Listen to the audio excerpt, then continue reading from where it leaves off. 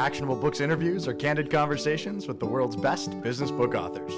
Here's our next author. Gary Vaynerchuk is the wine guy turned social media expert that some of you may recognize from Conan, Ellen, MSNBC, or any number of his crowd-pleasing international stage appearances.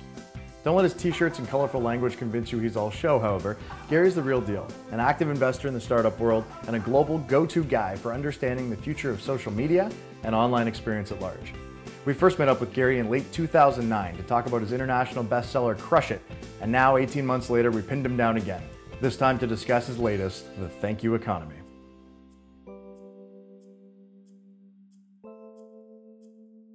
Welcome back for another installment of From the Horse's Mouth, sitting down on the first time we've had a chance to have a repeat guest and the infamous Gary V. So just take it. Yeah, I'm going to, that's very flattering. Take it on. Yeah, dude, it's been great. So the 30 seconds of update. Last time we sat down, something very important is happening in my pocket right now. That's so, that's always a good thing. Last time we sat down, it was November of 2009. Crush It. I know, man. I've seen you a couple times since, but that's the last time we got some camera time. You look better since then. Well, I got married a month ago. Yeah, you look sharp. Thank you. Yeah. Fiji sun and yeah, you're tan, just, so. Thanks, brother. Well, you look better too, because last time you looked like the Unabomber. You had the Oh, did playoff I? beard. Is that right? Damn, I missed the playoff beard. I hope we get a chance to have football in America so I can wear another playoff beard, but we'll see. All right, go ahead. It was good, man. Absolutely. And so the interesting part for me was that you were taking a step back from the spotlight at that time. That's what you were talking about. Is that still the plan, or did that happen? Or so weird. I mean, why are we always getting together when that's the plan? I mean, if you email me right now, if you email me at gary@vaynermedia.com, I changed my autoresponder yesterday to head down for the next 120 days. There you go. I feel like I'm always on, but there's moments when, books have forced me to be like a musician, right? To be like on tour and like push it. Mm-hmm. And I think, when you look at that model, you don't want to be on all the time because people get bored. For me, it's lucky that, unlike a musician where you have to go, zen out and write new material and then put out a new album, Google Wallet comes out a couple of days ago and I can, talk about it. Right. And so it's hard to turn off because, I'm somebody who likes to hear myself speak. Thankfully, a few other people. Thank God. But the fact of the matter is, Misha, my daughter, just turned 2. Right. And I've been on the road 90 of the last 120 days because of Thank You Economy, maybe even worse than that ratio. And I'm excited because this is the last time I'm speaking, at least right now on paper. I have 1 week in late June coming up, Israel and Virginia, and then I'm pretty off the grid for July and August. Israel and Virginia. Yeah, that's how it is. I'm excited about that. I'm wondering if I've been doing too much talking and not enough doing myself. Mm-hmm. As an entrepreneur, I operated for 10 years, and now I've been talking for the last 5, and I've been doing things. Mm-hmm. But I feel a hunger to operate again. Mm-hmm. And so I think, and I'd like to look back at this interview for the years to come and be like, ooh, that was right before I operated for the next 5 years. Been giving a lot of thought of what I want to operate. Mm-hmm. I feel like I'm amassing cash flow by being a speaker, by selling books. Mm-hmm. VaynerMedia is amassing something, but client work is not something you sell for a big, right. You get 2x if you sell your agency, you got to work somewhere. Sure. So I feel like I'm in a funny spot as an entrepreneur of not amassing wealth, amassing cash flow, Mm-hmm. which is great. I'm talking very businessy right now because I'm a businessman, if you've forgotten. And I feel like I want to build something again. I built Wine Library from basically my teenage years till, let's call it 2005. Since then, 2006 on, I've kind of been on building opportunity, right? I know a lot more people. Mm-hmm. There's a lot more opportunity. And now I feel like I need to go back in the trenches and operate. And so that's what I'm very much focusing on for 2012 and beyond. Which is exciting. Yeah, you know what? I feel like I was, as an entrepreneur, I feel like I was married to Wine Library. Mm-hmm. I feel like we broke up, and like a dude would do, I would want to go out. I feel like I've like hooked up with a lot of entrepreneurial opportunities. I kind of feel like I want to get married again to something. So I'm ready. And not to pry, but it's something in the wine world or something beyond? Probably not. Yep. I feel like I have that itch scratched. Yep. It's ranged from, I'll give you a scoop, it's ranged from maybe even creating a vodka brand, keeping within the spirits. I'm fascinated by that world. I like the exits. Mm-hmm. It's my heritage is, Russian and yeah. vodka. I'm fascinated by building a consumer product. But I'm also thinking about an alteration of fund. I don't want to invest in these high risk, terrible deals that are going on right now for startups. Oh, it's crazy. I think there's some other opportunities. I feel like my chops are in retail, so I wouldn't be surprised if retail had something to do with it somewhere, whether it was a consumer product sold through retail channels or direct to consumer, or maybe, you know, I don't know, but retail sticks in my craw. And VaynerMedia's real thesis was learn corporate America and build something for it. So there's a couple things that I'm thinking about to building out platforms for, you know, disrupting corporate America. This is exciting, man, because you were talking today in your speech about social media being the left jab, and I think, you know, to your credit, you've, for the last 5 years, built a huge presence in that space. But the projects you're talking about now would use that, not be entrenched fully in that, which is kind of cool. Yeah, I mean, you know, social is amazing, and I'm like a poster child for it, right? Yeah. But it's just one of the pieces, right? And so I think people don't understand that careers and things are bigger than a few moments. This is just a 5-year window. When my original wine fans said, you sold out, you went to social media, you're not about the wine anymore, go back to your roots. I'm like, well, my roots are selling baseball cards. Right. You know, do you want me to go back to having a lemonade stand? Yeah. Right. I mean, like, my roots are like, I was passionate about Wine Library because I was passionate about being a businessman. I was passionate about end caps and displays and how to convert customers, UI, UX in the real store. I launched WineLibrary.com not because I was passionate about tech, I was passionate about reaching consumers. I'm a businessman. I'm not a social media expert. I'm not a wine guy. I'm not a Jets fan. I'm, you know, Jay-Z says it best. I'd like to think I'm not a businessman. I'm a businessman. So that comma matters a lot to me, and that's how I view it a little bit. You know, I'm going to cut just that soundbite of you saying I'm not a Jets fan and just post that everywhere. Right? But I mean, like these, and the funny part is, I am all those things. Of course. I am a Jets fan. I am a family guy. I am, you know, so you're everything and you're not anything. And I think people really focus narrowly, and I think that's a problem in business in general. People are focusing on very small things when there's so much more going on. Because at the end of the day, if you really want to go big picture, the part that makes me be so out there, the part that makes me such an extreme extrovert is truly deep down, if you've watched everything I've talked about through the last years, the part of and I don't use it in my keynotes now, but the part about spending a lot of time with 90-year-olds, if you remember watching any of my keynotes, you know, in 07, 08, 09, when I did talk about that, that's the part that matters to me. The part that matters to me is that, you know, I want everybody to go to my funeral. That's how I live my life. Good. We should just cut. No, I got a couple questions. I've never said that way, and I like it. That matters to me. Write that down. That's a good soundbite. And I love hearing you talk like this, Gary. So for those of you who aren't familiar, for those of you that aren't familiar, a special delivery. Crush It. I'm sure you guys have heard of it. This book is raw power and raw enthusiasm encapsulated in it's 110 pages or something like that, right? Lots of fun to read. As we moved on to the thank you economy, what I loved about seeing this book, Gary, was that there's and don't take this the wrong way, take it the way it's intended. There's a level of maturity that came into this book that didn't come in the first one, right? No. And it's great to see. And now the way you're talking too, it ties into some of the maturity of it. I think this book mattered to me. What I've learned from Crush It was that was one part of my personality. Guess what? Crush It is my keynote. Like, people leave my keynote like, oh my, you know, like, you know how flattered I am? I mean, like, I just signed books afterwards, like, changed my life, like, never seen anything like it.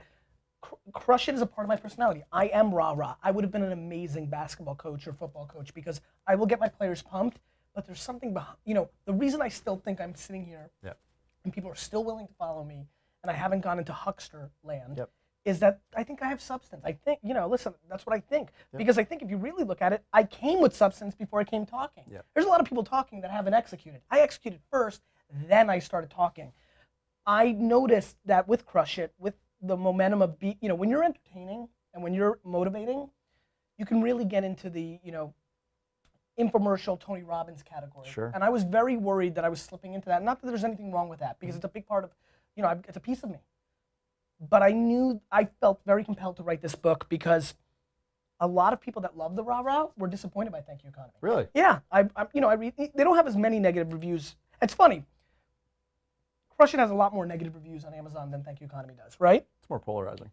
But Thank You Economy, a lot of people were disappointed. They wanted to have that feeling. Right. They wanted that high. The adrenaline shot. Yeah. This, on the other hand, where a lot of my most intellectual friends were like, with Crush It, this, they were like literally, like, as this book came out, within the first 2 weeks, things like, from pretty serious people, things like, so pumped. Like, even you, I think, you know, you're being warm and nice to me. I think, you know, the way you were even saying this now, like, it was like, people were happy I wrote this, that believed in me, because I feel that showed, like, oh, this is a whole nother angle of him that I wasn't maybe showing for maybe a 2-year period.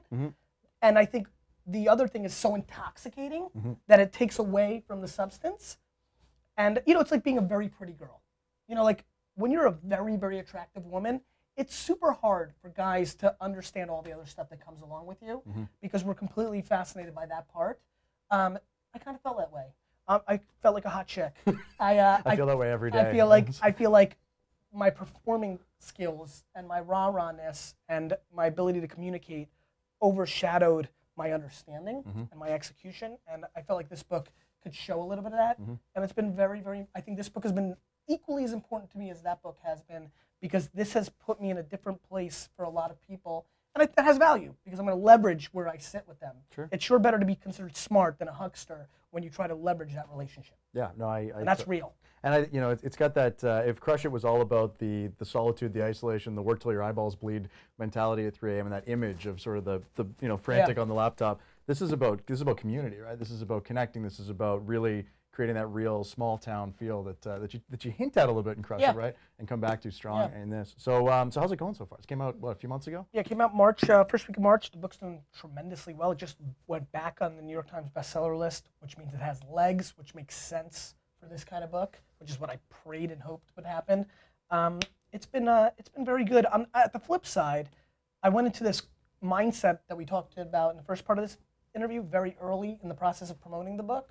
So I was kind of promoting the book a little half-heartedly, believe it or not, because I was already in the part of like, I don't want to be a talking head anymore. Okay. So about halfway through promotion of this, I hit a wall, a mental wall of like, you know, I don't really want to talk. I want to operate, and what do I, you know, and so it was kind of funny to be half pregnant myself because I'm an all-in guy.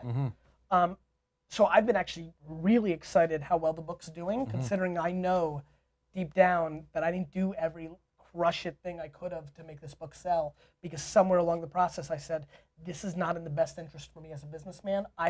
Oh shit, you know, when you come from nothing, when you come from zero, it's completely your second nature to fight for it every second. And you're the last person to really know that you've not made it, but you're at the next step. And even though like I come across massively confident in all that stuff, right? Yeah. Even egotistical. I'm both. I'm massively egotistical and I'm ridiculously unaware and humble. And I feel like I've been doing a disservice to myself because I think I still am climbing a certain thing, and I think I've kind of been there. And that happened somewhere halfway through. I'm like, wait a minute, I need to do the next thing. I need, like I said in the talk, innovation doesn't give a fuck about you.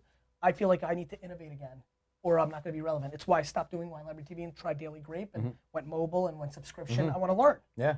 And somewhere halfway through this, it felt a lot like the last one. I didn't feel like there was an evolution, and I felt like operating was something I needed to do again because I feel like it can separate me. You know, let's call a spade a spade. I go out, start something right now, and it builds to be a $100 million company.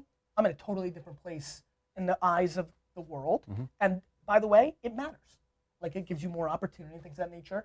I will be put in a totally different place if I go out and execute a very large business, whether it's 100 million, a billion, 50 million, it will matter. And I feel like it's what happened with Crush It. It sold so well, it did separate me from maybe a group of people that all look the same. Well, his sold, that matters. Because if I say the thesis is have a community and sell to it, you can't be a social media person and not have your book sell. Right. I mean, that hurts. For sure.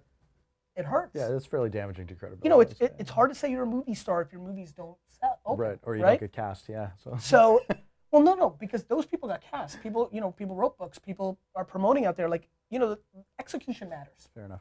Yep, I hear you. I appreciated the thought about running a $100 million big business. There's a great quote from the Thank You Economy that I wanted to read verbatim. So in the Thank You Economy, big companies behave a lot more like small companies. In small companies, employees often serve multiple roles, and it's expected that they'll pitch in wherever they are needed. So I have two intellectually based questions for you around this. So one is the current education system developing people for these types of positions where they're expected to do multiple tasks at the same time? And if not, what do you think we can do about it? The American, which is what I know better, education system is being created for people to go and just work for corporations. Right. To not think, to not be entrepreneurial, to fit into the system and execute. I mean, I'm completely committed. I haven't done the homework. I've seen some nuances here and there because I've looked it up once in a while. I mean, corporations have the vested interest in the American football. I'm just calling it American. Every time I'm in Canada, I always say American football. Yeah. The American education system. I think education in America is really, really interesting. I don't think it's bad. It's not for everybody. I think it needs to have more flexibility, like business worlds do. To, I wish I could have taken marketing 101 in 5th grade. I mean, in 2nd grade, I would have sat and watched how Coke was terrible in launching the new Coke. That I would have passed that. Yeah, sure. But in 6th grade, I don't care about Saturn. And in 9th grade, I don't care about geometry because I knew who I was. Right. There needs to be something for guys and gals like me that know who they are at a young age. We shouldn't be suppressed. We should be celebrated. I think the education system should look more like athletics. At some point, LeBron, and Kobe in freshman year of high school really knew they could check out. Right. And listen, yes, they can get hurt. I get it. But anything can happen. You could be going to, on your way to Harvard and Brown, and you can go run over a kid and go to jail. Like, I mean, anything can happen. I think there needs to be more flexibility, but that's not how things work at scale. And, I'm hoping that the internet itself gives alternatives to people. I think kids are getting much more educated and a lot more. I mean, kids are just so much smarter today. They have so much more access. What I said on stage today, I meant, which is that information is a commodity. Yep. And we need to wrap ourselves around the new world. Yeah. I thought the point was great, and about, and then Branson was talking about it. Summit at Sea, Branson, that's all he was talking about, right? Was how this. There's not that many tigers in the world. That too, yeah. That was. That blew me away. Yeah, well, no kidding. 300 tigers? That was weird. It's crazy. Yeah, it is. Yeah, it is. Yeah, that's right. Do you want to spend some time on that? Yeah, there's only 300 tigers in the world. Like 3. I mean, like, that's crazy. That is crazy. I mean, there's not a lot of tigers. It just seems weird. It's like when you think about it, you're like, but you know what? I'm not being weird right now. I know. Here's what I thought. Here's how I process.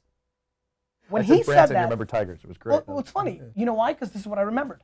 When he said 300 tigers, I was like, "Ooh, let's save tigers. Let's start tiger funds." That's not how I thought. I sat there and said, "Shit changes." That's what hit me, right? Like one day there are tigers, and then there's one day they're not. And that's how I think about business. Yeah, I know that Facebook and Twitter matter right now, but I don't care. That's easy. I'm gonna execute Facebook and Twitter because it's now. That's easy. But what's next? And having the ability to understand there will be something next, which is something I'm stunned how many people don't have. And number 2, anticipating what Facebook does face recognition now. So what does that mean? I'll tell you what it means. No fake profiles. What does a world where you are who you are on the internet mean? A lot. A lot. And so like that's how I play. Okay, now we're in a world where you are who you are. No more trolls. No more this. Much better communication. People roll on me I use Facebook comments on a lot of stuff, and people roll at me hard, and it's really them. Then I click on them. I send them a message on Facebook. It's really them, and we become mature adults and have relationships, and that's how the world works. Communication is the best thing ever. And I don't message them and say, "Fuck you. What have you ever accomplished? I've accomplished this." I'm like, I see your point. Or you're not, you're wrong. You're getting clouded by my manticness. Check this part out. And it's amazing what happens when you start having mature conversations. And that's what excites me about a world with real profiles. So this face recognition thing, people are like, "Oh, creepy. Oh, no. Let's talk about the stuff that's really going to happen because of it." That's what excites me. Do you think this transparency equates to more goodness in the world? Yes. But then more badness. Yeah. It's pendulum, right? Yeah. Yes, I do. Yes, I do. It also leads to sad things like the death of marriage. This is not a fun thing for me to talk about, but I think like, guys are bad dudes. Like, in the way we've got them society, they're hunters. They're going to do things. Like, I think the death of marriage is here, and I think that's devastating. As a superly happily married dude, like, guys are not going to get married. If they know that they can't go around and have those 7 nights a year, excuse me, not a year, Jesus, 7 nights. But listen, I mean, these are interesting. Like, I really think about the social impacts of this stuff. Yeah. Like, first of all, you can't hide, right? Right. So, guys that go on their bachelor party with their friends in Vegas and like unleash and do that once every 4 years and that keeps them sane, are they going to be looked upon as villains because they're going to get twit-picked and called out and caught? And what is that going to do? Is that going to create an environment where the conversation changes over the course of a decade? And do then men just say, well, fuck it, I'm not going to go into it? And women too. I mean, we've had an amazing revolution for women, like with the cougar phenomenon and things like that. But I'm serious. These are things I think about. I think about kids being able to know about sex at 5 instead of at like 17 sneaking out Playboys, right? Like me and my buddies in like 8th grade like plotted for a year to steal a Playboy from Krausers. Now 7-year-olds are seeing insane shit 2 seconds in. Okay, so that on paper that's bad. Right. But is it? Does that make them more mature to handle things? It's kind of like, listen, growing up in the alcohol industry, I know what happens if you let kids start drinking at 14. It turns out better. Like the data shows that they understand how to handle it better. Right, yeah. And it's like kind of like Pandora's box and things like that, or like the mystical app or whatever the hell analogy you want to use. I think we're going to live through such major culture shifts. I'm thinking about, listen to what I'm talking about right now. Like, let's rewind the last 5 minutes, right? Like death of marriage and kids and porn. And it sounds all very weird, but this is very important to me because the psychological impact of this stuff is going to matter in business. And that's how I process. That's what makes me, go. And I think about those things. And I think it's a very, very, what happens when there's extra income, when families only have one child instead of 7, when, same-sex marriages, which, when that happened, there was extra income, but now they're adopting, and thank God they can have children, and like just so many dynamics. And I think about those things because that's real, that's gonna trickle down, and that's gonna impact all this stuff. I love it, I think it's so fascinating, and there's a lot of psychology in the stuff that I think about.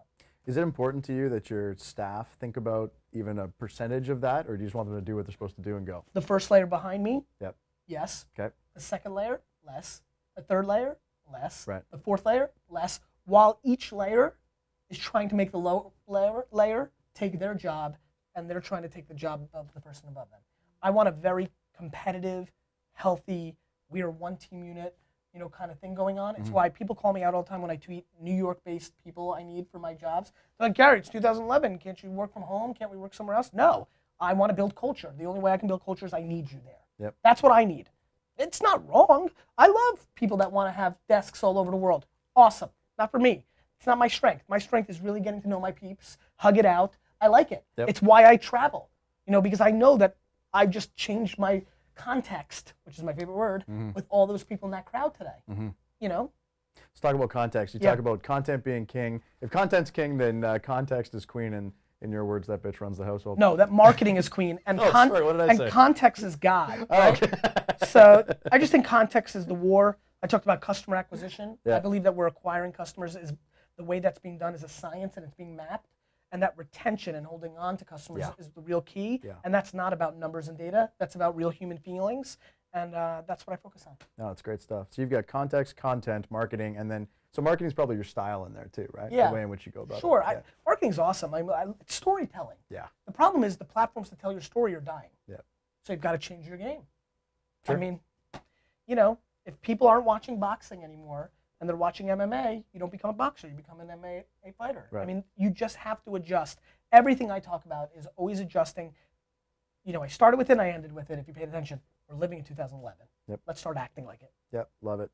This is great, man. Any last pearls of wisdom to share for people that haven't read the book? What do you want to take away from the book? Yeah, I mean, there's nothing that great in it. You don't really need to buy it. I mean, I think it's right. I think it'll be viewed upon as a smarter book long term if people even care to compare it to when it came out to then what happened. My big thing is that, if you go to facebook.com/Gary, come and say, hey, ask me a question. I'll be more than happy to answer it. I'm interested in engagement. I have no interest in any person who's watching this to buy this book. I have every interest in every person that's watching this to find something that was interesting, to come to facebook.com/Gary, say, hey, meet, then create context and a relationship with them. And then I want to do business with people that are watching this for the rest of my life.